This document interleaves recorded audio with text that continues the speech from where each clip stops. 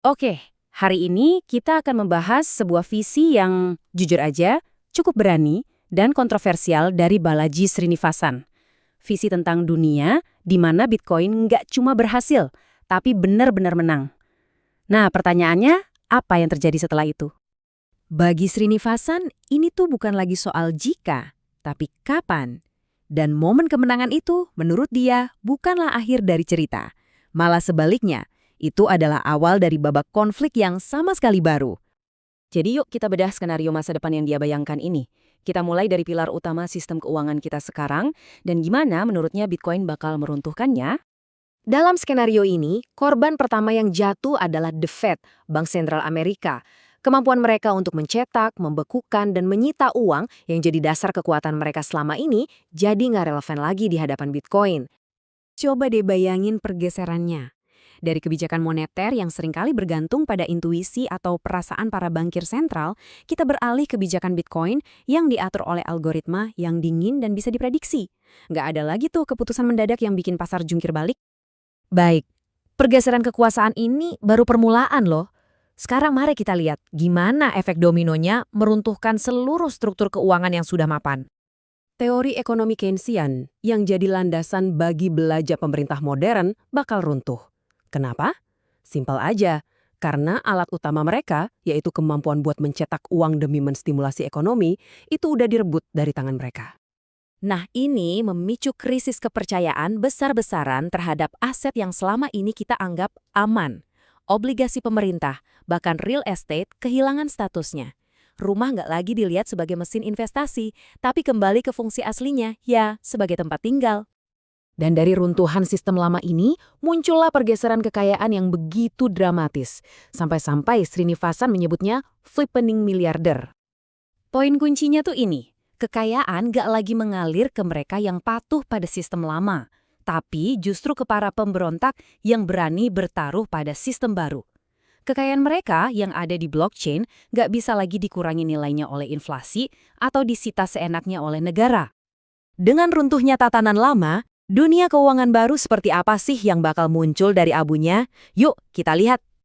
Srinivasan pakai metafora yang tajam banget. Mesin cetak uang pemerintah itu pada dasarnya kehabisan tinta. Ini maksa mereka buat ngelakuin sesuatu yang udah lama nggak mereka lakuin, yaitu beneran kerja buat cari pendapatan, bukan cuma nyiptain dari angin. Di dunia ini, Bitcoin berfungsi sebagai penyeimbang kekuasaan tertinggi.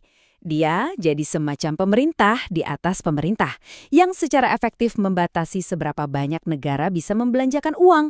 Kenapa? Ya karena mereka nggak punya lagi cek kosong yang bisa diisi sesuka hati. Tapi, jangan kira kemenangan ini adalah akhir dari cerita. Menurut visi ini justru jadi pemicu serangan balasan yang sengit dan putus asa dari tatanan lama yang menolak untuk mati. Ia meramalkan bakal ada perang di berbagai lini. Serangannya nggak cuma menargetkan teknologi, tapi setiap lapisan ekosistem Bitcoin, mulai dari para pengembangnya, kriptografinya, sampai para penggunanya sendiri. Nah, untuk memahami skala pertempuran ini, coba lihat pertahanan jaringan Bitcoin saat ini. Kekuatan komputasinya baru saja melampaui 1 zettahash per detik, angka yang, sulit banget dibayangkan. Artinya apa sih? Artinya, untuk bisa menyerang dan menguasai jaringan ini, penyerang butuh sumber daya yang setara dengan proyek pusat data AI terbesar di dunia.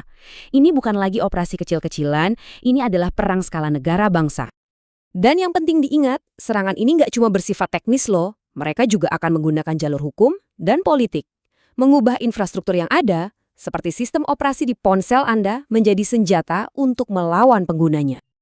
Oke. Mari kita asumsikan pertempuran epik ini berhasil dimenangkan oleh Bitcoin. Terus apa? Hasil akhirnya gimana? Dunia seperti apa yang akan kita warisi? Pesan utamanya adalah pergeseran yang fundamental.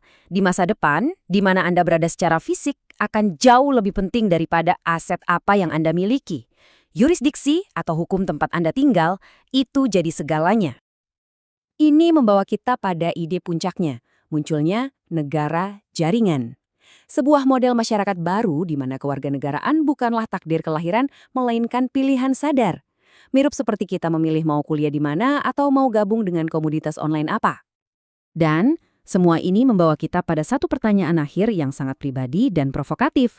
Jika negaramu adalah sebuah pilihan, bukan lagi sesuatu yang diwariskan, apakah kamu akan tetap tinggal atau kamu akan pergi?